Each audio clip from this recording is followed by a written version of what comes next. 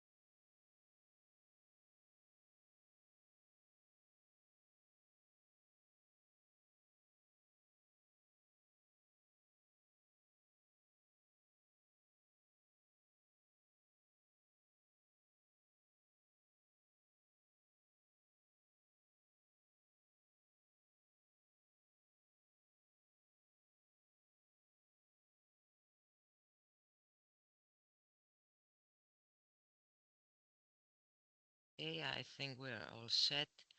So, hello again. Welcome to today's webinar, The Value of Incubators and Accelerators in Entrepreneurship. I'm Elena Karagianni, Senior Innovation Officer at the Hellenic Development Bank, and I am very excited to have you all with us today. Let me introduce our fantastic speaker for today. We are thrilled to welcome Alexandra Sarma, Director of Orange Grove and SDG House in Greece. With a strong focus on innovation and sustainability, Alexandra and her team support the startup ecosystem. Thank you, Alexandra, for being with us today. Before we begin, a few housekeeping notes. The webinar will be recorded and shared afterwards. Feel free to introduce yourself and submit any question you have via the chat at any time. We will also have a dedicated Q&A section at the end. And now, without further delay, let's start. Alexandra, the floor is yours. So, hello everyone. Thank you for inviting me to be here today. I'm really excited to share this presentation and hold this webinar. I'm Alexandra Sarma. I'm going to share now my screen slowly.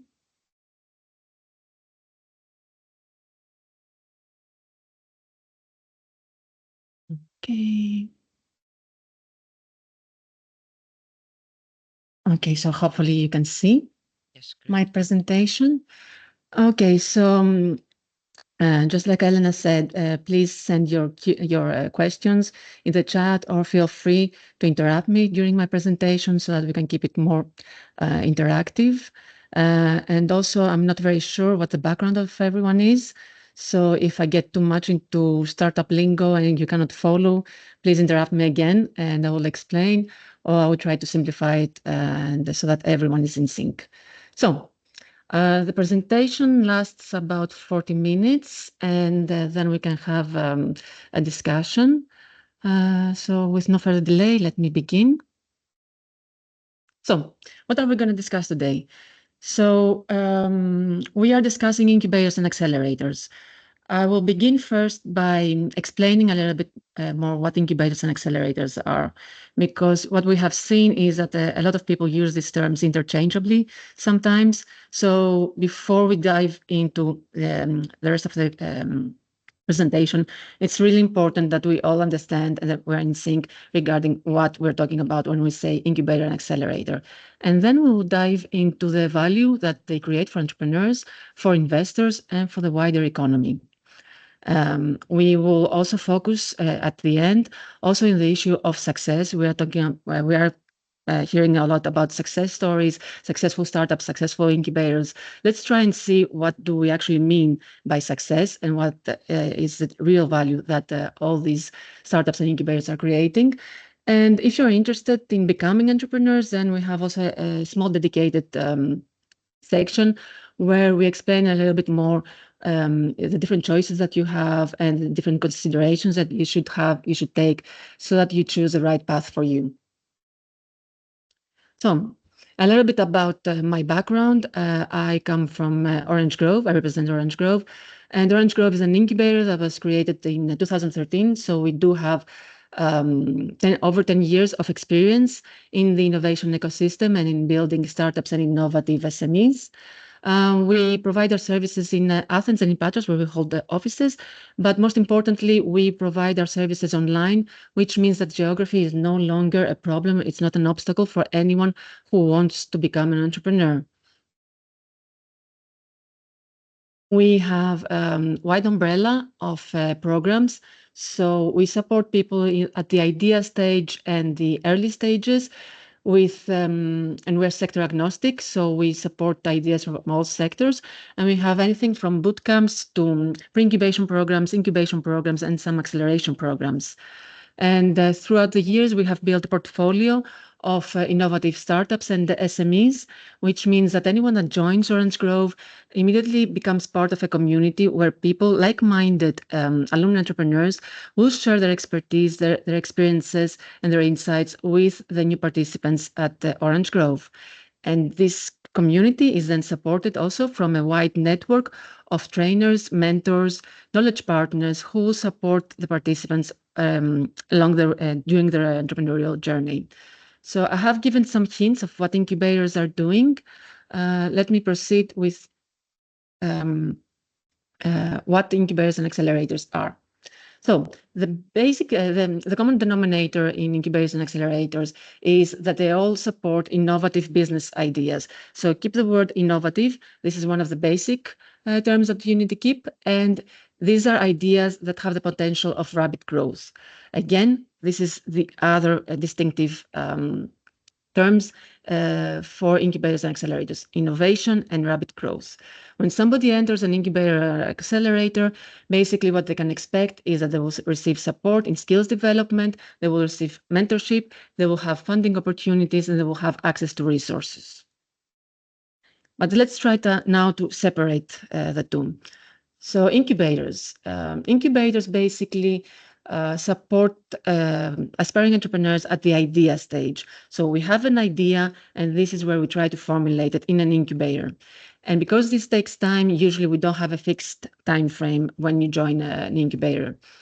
And in your everyday life in an incubator, basically what you're going to try to do is try to find the product market fit, connect with other entrepreneurs, connect with your trainers and mentors, and try slowly to get investment ready. You will have the support of industry experts who will provide you with advice and training, and of course a wide array of opportunities, mainly towards the funding, but also other opportunities. I have to say here that usually they're free, which means that we don't have a lot of independent incubators.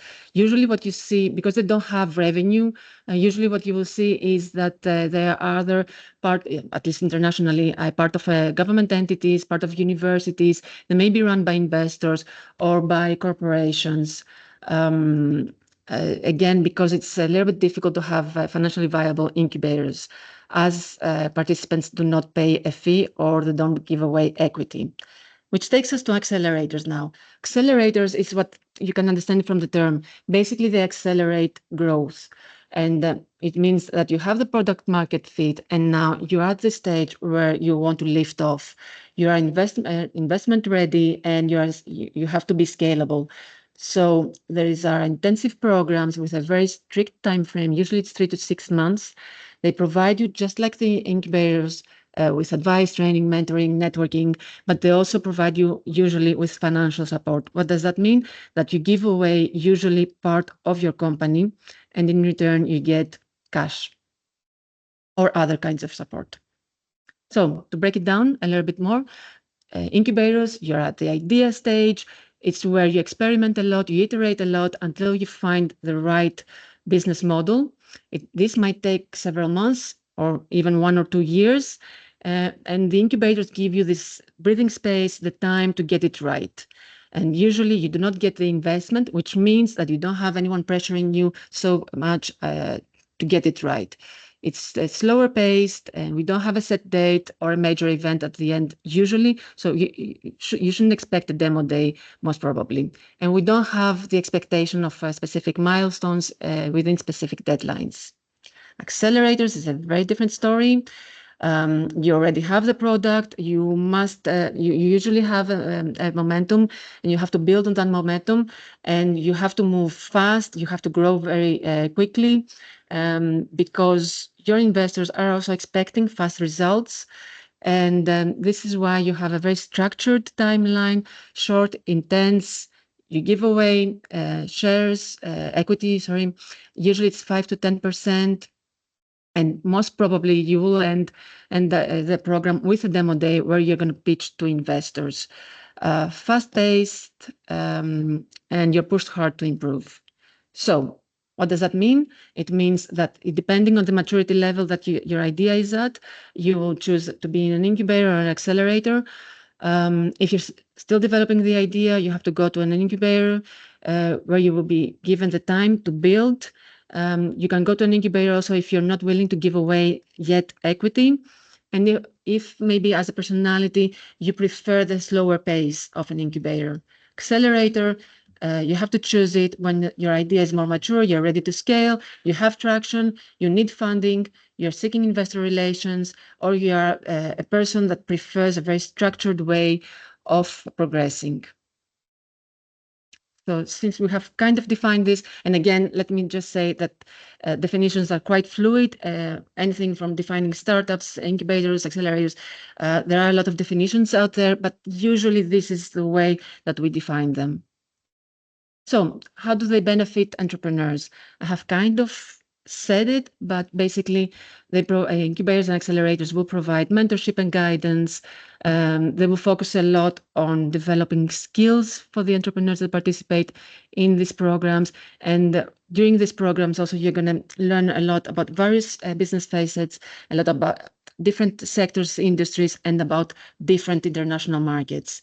You will have the opportunity to network a lot. You will increase your visibility to the market, to potential investors, to the media, and you will have access to a lot of resources, valuable resources and infrastructures.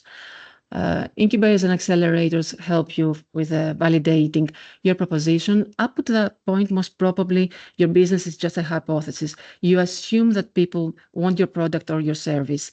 In an incubator, basically, you will validate this proposition, and you will try to understand whether there is a market for you. And if you go through an incubator or an accelerator program, you will also become more credible. You will enhance your image. And as mentioned, you will probably have funding opportunities. So you'll have access to funding, you will connect with investors. But what is the most important of all is that you will also be trained on how to use the potential investment that you will receive. You will have the business skills to manage these funds, which is maybe the most important of all regarding all of this that we have said. I'm not going to go through all these numbers. There are a lot of numbers, but basically, the research has shown that these programs, they will increase the rate of survival of a startup. The numbers vary. So some research says that we have a 30 to 50% higher survival rate with incubator accelerator backed startups compared to the ones who will not choose this path. Others say that it's five times higher, the survival rate. Still, in any case, you increase your survival rate by joining one of these programs. And also what the numbers show is that you will scale faster. You will be able to go to investors faster. Most probably you will increase the value of your company, which means that you can raise more funds at a better rate and at a faster pace. And also regarding the funding and all this, this is particularly important when you're talking about tech. We've seen that all these numbers are much higher, tech, biotechnology, these kind of things.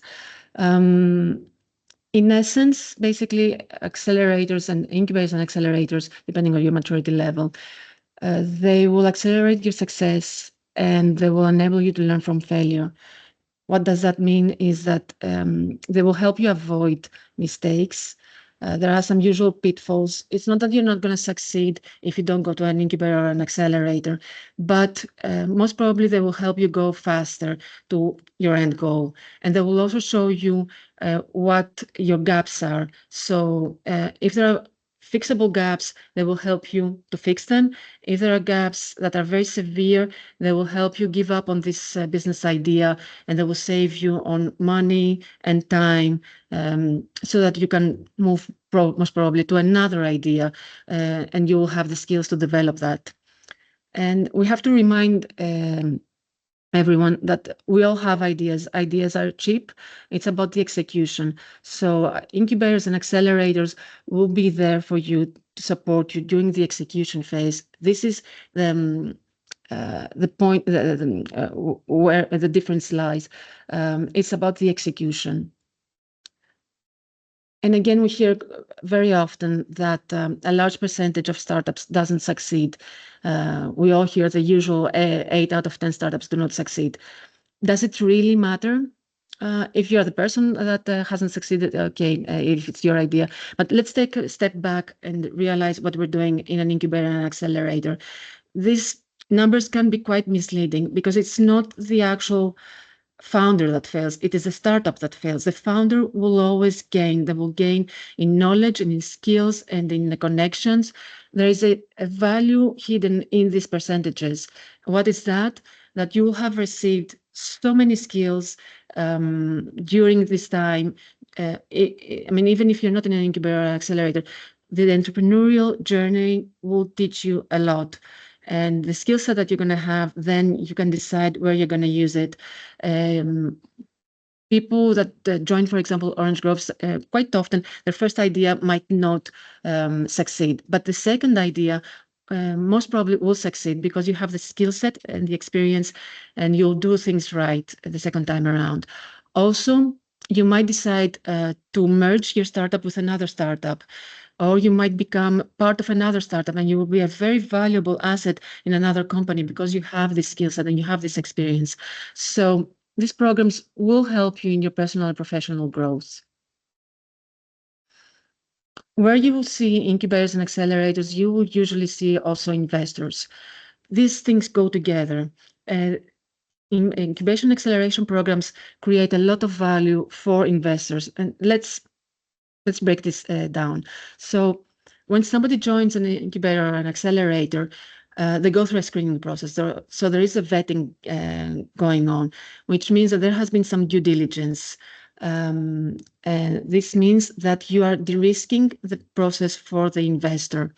The investor has access to a pool of startups that have gone through a selection process, that have gone through the validation of their business model, and they have received high quality mentoring and training from industry experts who have shown them how to manage a company and how to grow this company.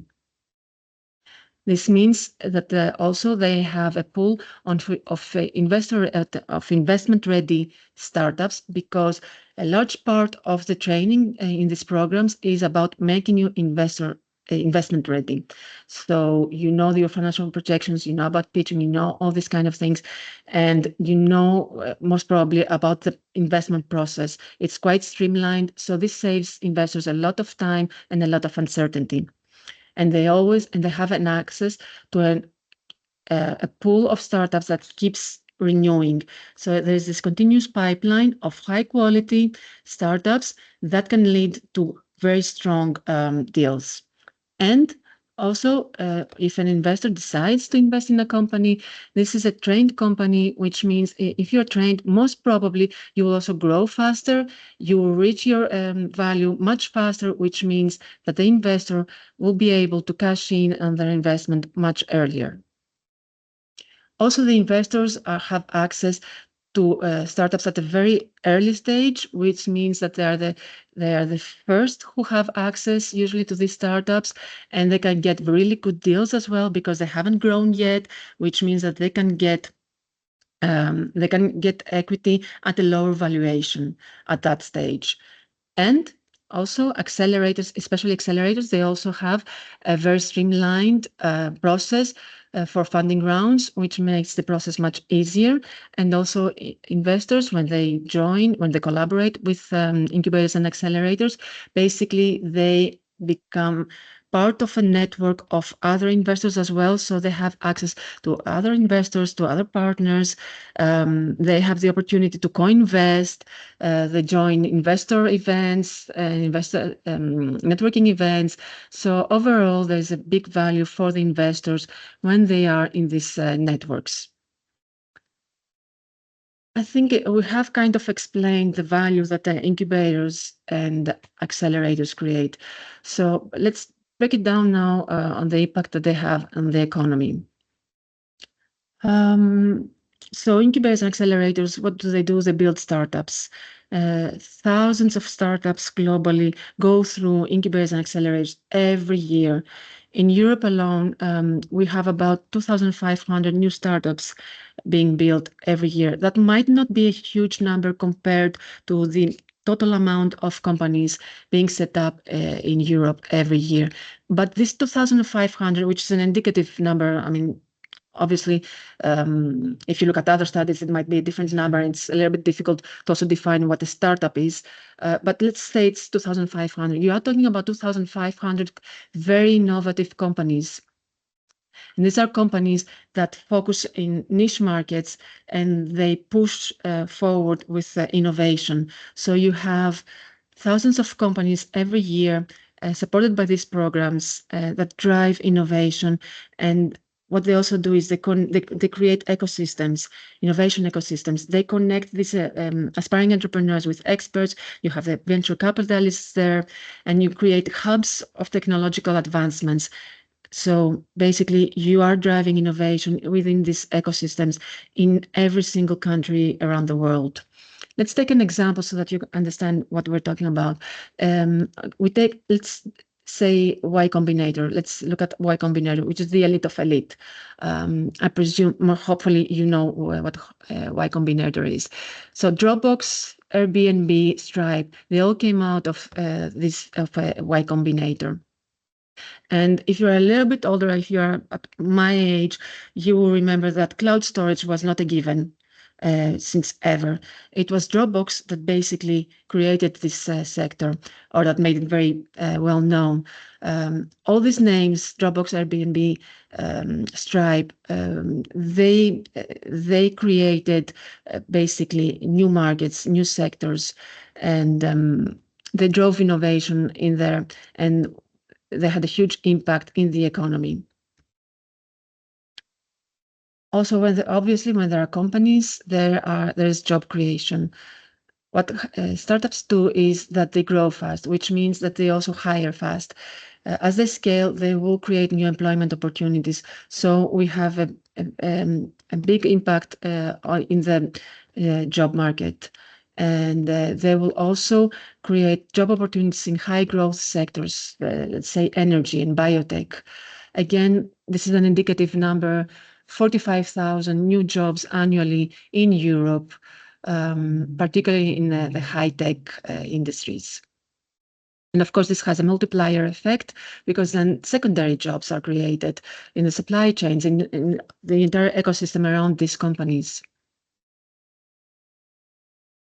Also, what do these programs mean? It means that maybe we don't have all the companies that graduate from these programs being successful in the long term, but you have thousands of people going through these programs every single year that are trained in vital business skills, hard skills, and most importantly, probably soft skills. So all these people are in the job market and they're highly skilled in business development and they have an overall idea of what running a business is. Also, the other thing is that because people in these programs discuss with a lot of mentors and trainers, people from a lot of different sectors. Basically, what you have is that you gain insights from diverse industries and you have this cross-pollination of ideas, which will help you create new business models. And this will push forward innovation.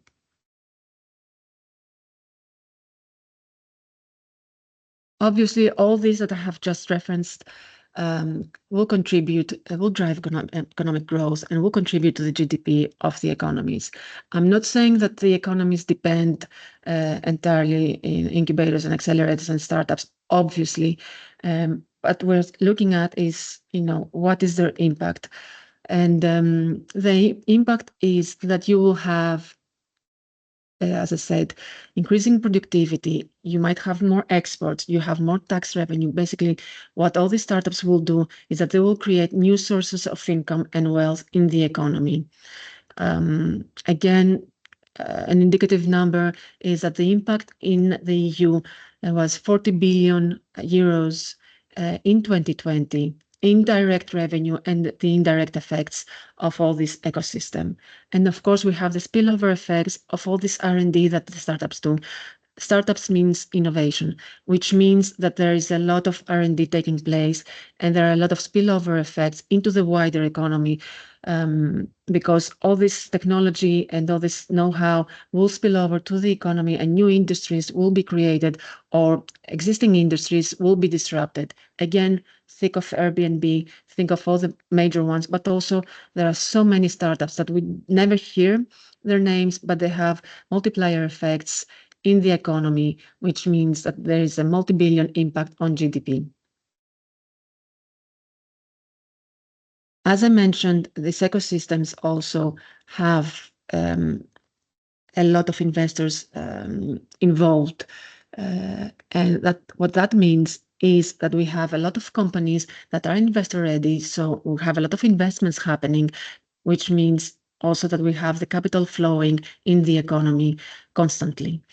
Local or foreign investment will come into the economy and the money will flow in the economy.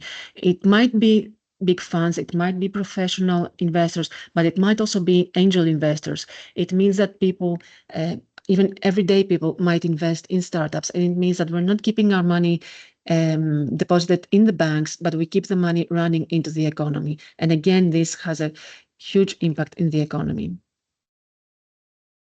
One thing that a lot of times we don't think about is also the impact that the incubators and accelerators have in the regional development of economies. We don't have, let's take the example of Greece. We don't have incubators and accelerators only in Athens, at least not anymore. You will have them in Thessaloniki, you will have them in Crete, you have them in Patras, you have in Ioannina, you have in Larissa. What does that mean? It means that they are fostering local entrepreneurship. They are supporting people in all around Greece to create innovative companies, and that will push forward with regional growth and will push forward with decentralization. And this happens in all the countries around, most countries at least around the world. Also, they're also democratizing access to entrepreneurship. What does that mean is that we incubators and accelerators will offer the opportunity also very often for underrepresented groups to join their programs, and some also are focused on these groups, and that means that we are empowering citizens from all the levels and the whole spectrum of society, and giving everyone opportunity, if they have an innovative idea, to be empowered and become successful entrepreneurs. So this is the impact and the value that we are creating with the entrepreneurs, the investors, the economy. Let's see now a little bit the issue of success. Okay, there are thousands of incubators and accelerators around the world. How do we judge them? How do we say that these are good or bad accelerators? There are a lot of criteria to evaluate the work that they're doing. There are the quantitative and the qualitative criteria. So the usual way to judge them is by looking at the survival rate of the companies that join these programs, the funding raised by startups, the jobs created, direct jobs created, the valuation of the startups, the exits. This, of course, is a way to look at the value that they create. I'm not a big fan of this criteria. Let's take the survival rate of a startup. As I said, when you join a program, you don't really have the experience. You don't have probably entrepreneurial experience. So it's very often the case that the first idea will fail. So the survival rate that you will see is that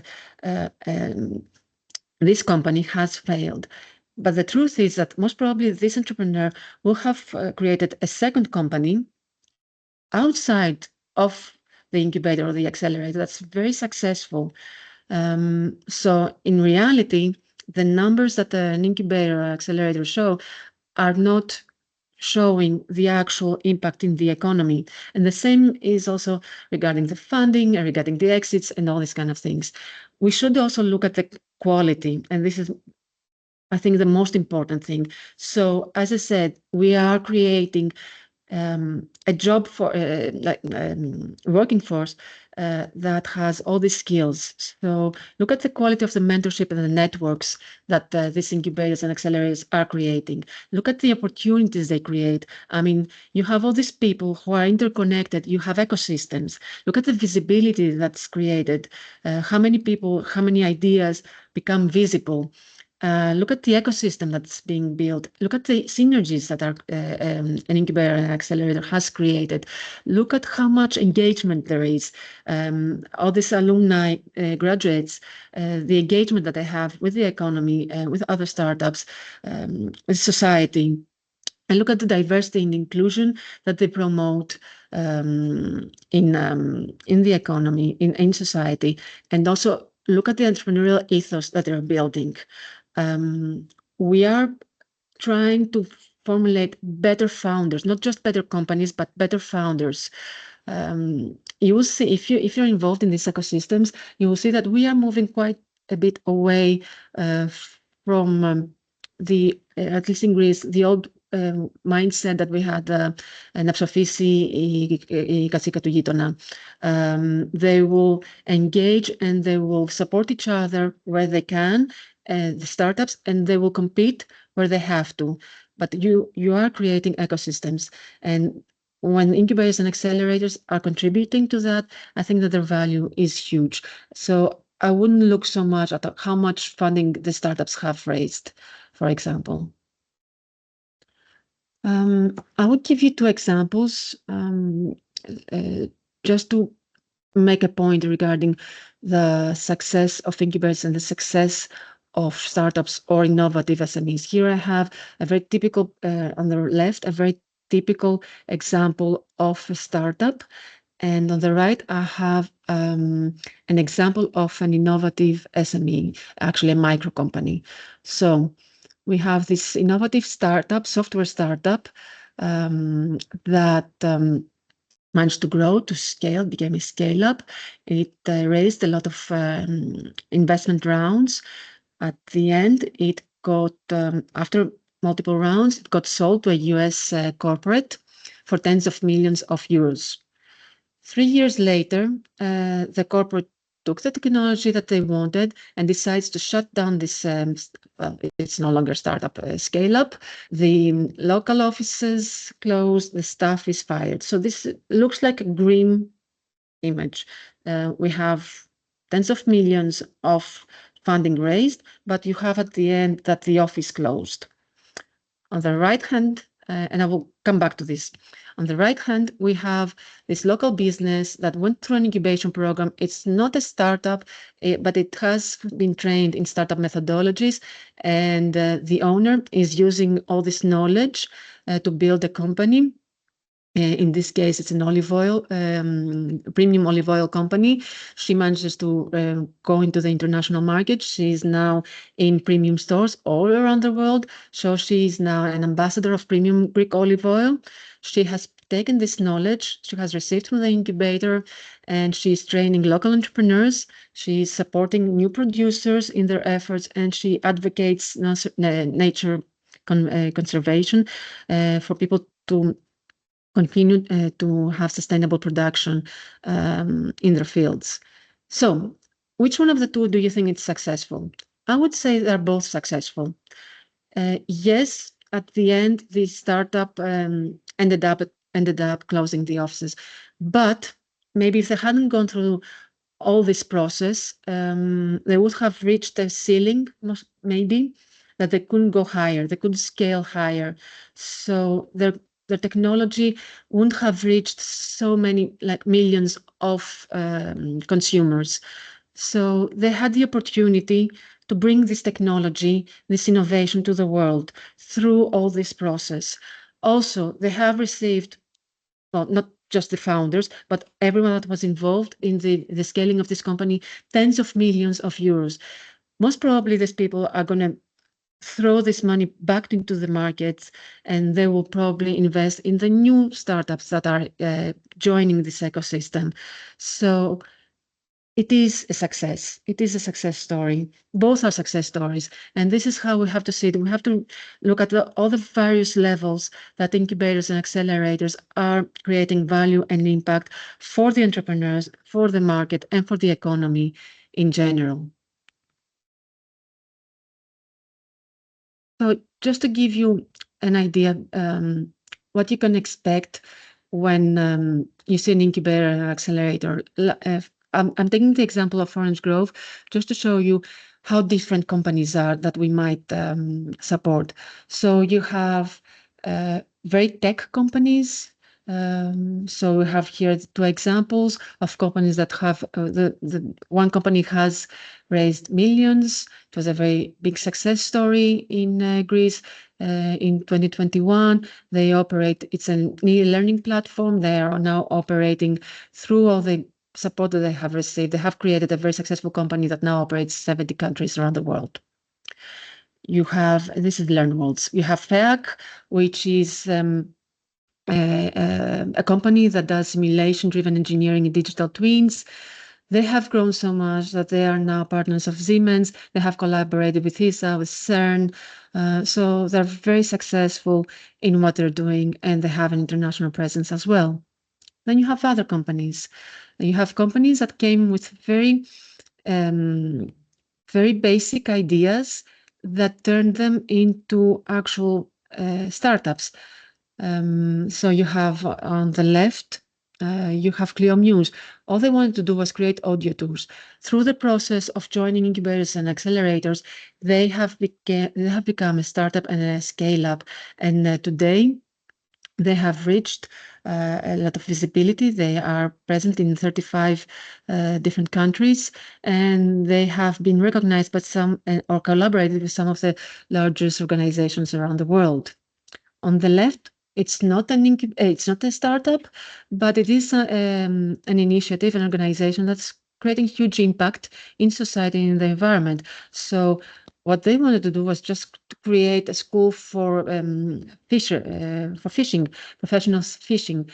Through the process of going in all these programs, basically they kind of set aside this initial idea, and now what they're doing is they are collaborating with fishermen all around the world to collect marine plastic from the oceans. And they have been recognized. They're ambassadors of the UN Environment Program at this point. They are collecting tons of marine plastic. They have fishers from all around the world helping them in this initiative, and they're operating now in Greece, Italy, Kenya, Egypt, Spain. They have been, again, they're very visible. It's a Greek initiative that has been featured in the Washington Post and BBC and so many other outlets. Other companies, I'm just going to go faster. We have Grandmama, a platform that facilitates finding home caregivers so that we don't use the word of mouth to find caregivers, but we find professional caregivers at the time that we want them and we need them. Now, in just a few years, they basically created a huge platform that generated 27 million in salaries for caregivers just in 2023. So this is the impact that we're talking about in the economy. 27 million salaries, mainly because caregivers were the people who for many years were in the gray parts of the economy, and usually they were women above 50 years old, people that were excluded from the job market. So, and now they're expanding to India. So again, huge potential there.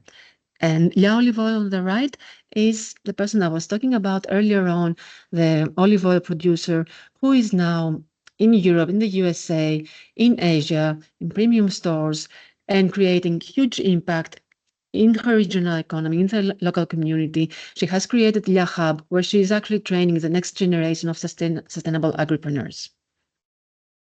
So we're slowly reaching the end of this presentation. So how do we choose the right path if we want to become entrepreneurs, and which program should we choose?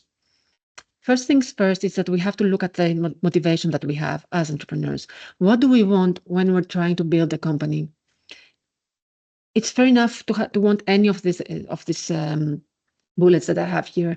Maybe somebody wants to buy a Ferrari in the next 5 years and have a quick exit. Maybe somebody wants to create job positions. Maybe you want to create impact. Maybe you just want to create a small company that is just financially sustainable. You don't want to create something that will disrupt the market. It's fair enough. But what the things that you want to do are very important. Your motivation is very important to see what your next steps will be. And you have to determine what your vision is.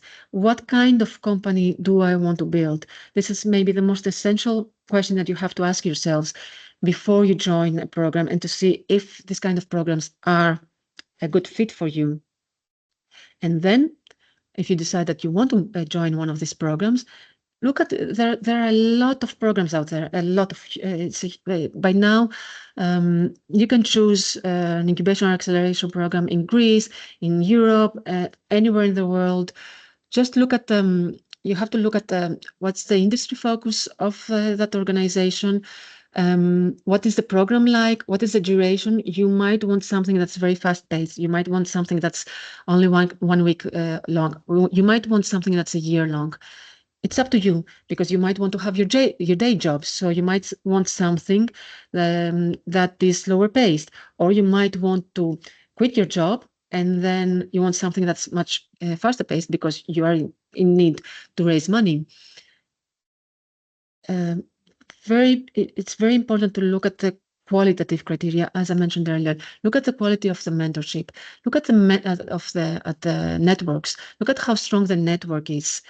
Look at the experience that this organization has, and look also what kind of cost it will have for you. Are they charging something? Are they taking equity? If you're at the very beginning, that's very important.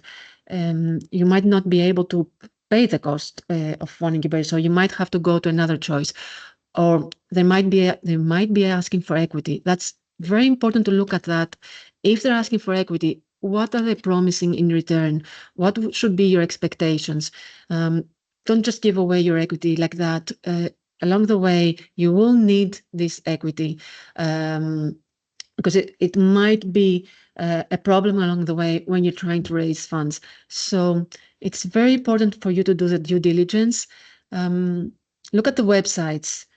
Is it something that has shows you that they have experience? Do they have real pictures there, or is it something that was created 5 months ago and they're trying to figure out things along the way?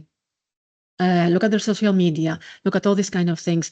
Talk to alumni and get their, look at their experiences from these programs. Especially if you're in Greece, we are a very small market. It's very easy to access this kind of information and filter this information to find the right fit for you. As a very first step, what you have to do, of course, is just look at the platform of Elevate Greece. There you will see most of the incubators and accelerators. You will see the co-working spaces. You will see the technology parks, all these organizations that are out there to help you filter them and see what is the right fit for you. There are a lot of events. Go to the events. If you want to receive this information, filter this information, go to events. It's the easiest thing that you can do. Open Coffee is one of the biggest events. Go to fairs, go to conferences. There you can meet with people, connect with people, ask the questions that you want. And of course, I mean, I think that's the easiest things that you can do is, keep up with the news, startup news in startup portals, sign up to newsletters, join social media groups. There are social media groups that can help you and share information with you. And if you're not interested yet to build your own startup, but you want to build some experience and you want to join a startup to see if it's the right fit for you, this path, well, there are a lot of job announcements at this time for startups. Just look at Startup Pirate, look at LinkedIn, look at Workable. You will find so many announcements for jobs that might be a good also path for you. The key point of all this is that if you want to be an entrepreneur, if you're aspiring to become an entrepreneur, it's not anymore 2010. Uh, Today, there are so many choices. You can find the support that you need. It doesn't matter where you live. It doesn't matter what the maturity level of your idea is. It doesn't matter what the sector is. There is support. There is a network of support out there that can help you in and be as long as you try to find what the right fit for you is. So this is from me. Um, Thank you so much for your attention. And I don't know if there are any questions. Maybe I can stop sharing.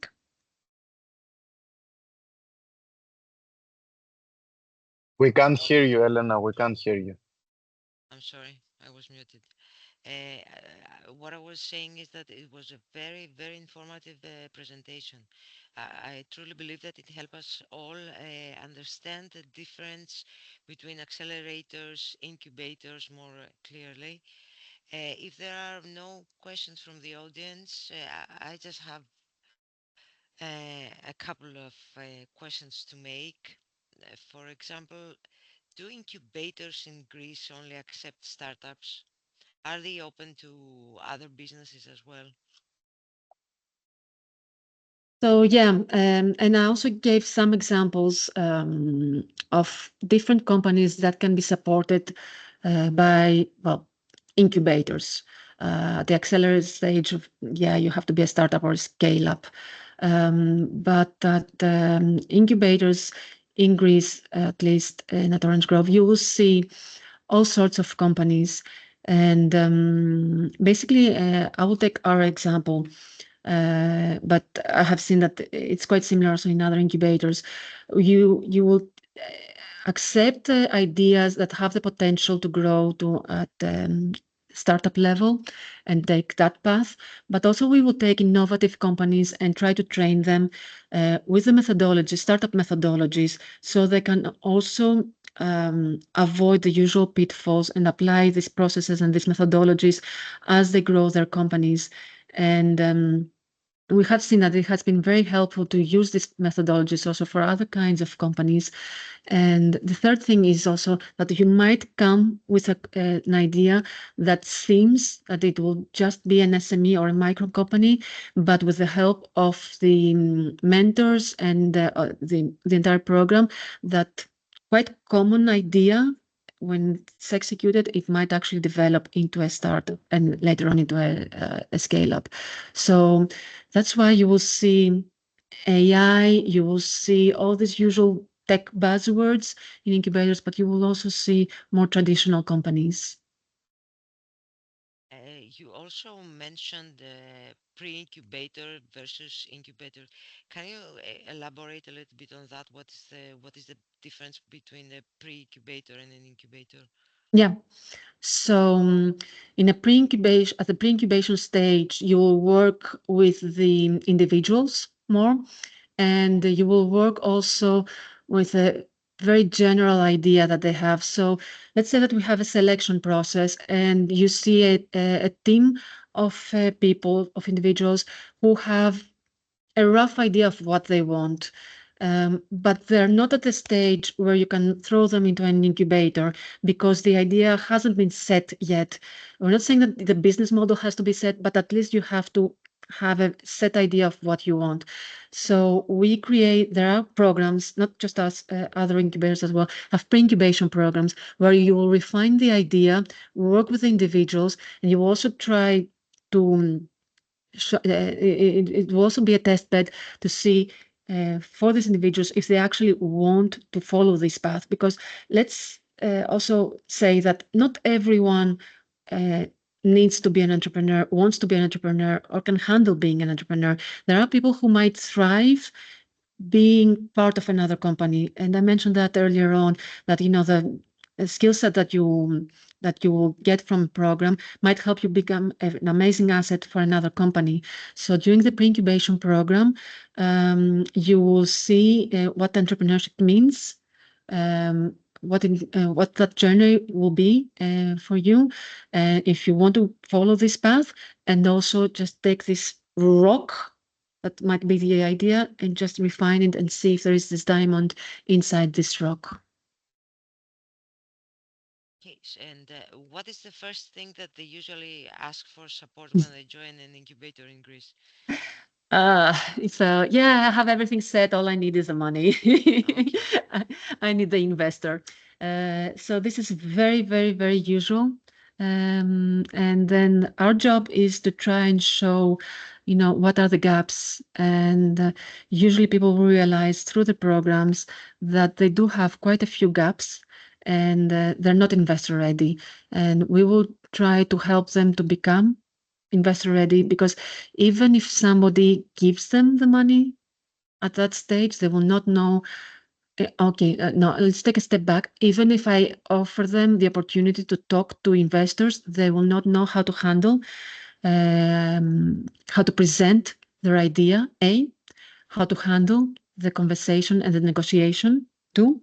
And even if they get the money, they will not know how to manage, most probably, this. Well, they will not know that. I mean, they might know, but they'll have a better chance of managing this money better if they have the support group behind them. Because imagine this, when you have an incubator and accelerator, let's take the example of Orange Grove. And I'm not trying to advertise Orange Grove, it's just that I know the numbers there. So you basically have 180 experts behind you that can support you in your needs. So you're not alone. And when you're a new entrepreneur, you don't know, you cannot know everything. You cannot know every market. You cannot know every sector, but you can reach out by an email, send a message to somebody and say, hey, I want to expand to Australia. Can you help me? Yes, you have an expert from Australia. So you're making leaps. The things that you will find out the hard way if you're alone, if you're part of a community, things get much easier. And I'm not saying that everything is easy. You have to do a lot of hard work. You are the person who's going to do the hard work, but things are quite easier. But this is also, it's also very important to filter where you're going to go, which incubator, which acceleration is a good fit for your needs, for your sector, for your expectations. And one last question, because I think with that we have covered so many things. Mm. Do incubators or accelerators prepare participants on how to incorporate ESG? So yeah, we have been discussing ESG a lot in the thankfully in the past months, in the past years. Um, for many years, incubators and accelerators have been focusing a lot on innovation. We need to take the next step, I think, and incorporate more the sustainability issues in the business models that we are creating. And we have to live up to this expectation. We have to change a lot, the incubators and the accelerators, and we have to put this in the, let's say, curriculum that we have. We cannot just build innovative business models, and we cannot say that they're innovative, the business models, unless they also incorporate sustainability issues in the processes, in the modeling, in every single aspect, because this is the way that we're going. Okay, there have been some hiccups in the past weeks. We all know that. I don't think that we are there yet. I think that we have a lot of gaps. We have to make also a lot of leaps, and we have to take responsibility, also the incubators and the accelerators, and incorporate sustainability more into our trainings. We're not there yet, but I think that we are moving fast in that direction. Great. Uh, are there any questions from the audience? If there are not, Thank you very much, Alexandra, for the great discussion and your useful insights. For all attendees, I would like to thank you for joining us today. And Alexandra, for once more, for your support and your collaboration. It means a lot to us. So we're all looking forward to seeing you to our next webinar. Until then, take care. Thank you. Thank you very much. See you next Thank you, time. everyone. Bye bye. Bye bye. Bye bye.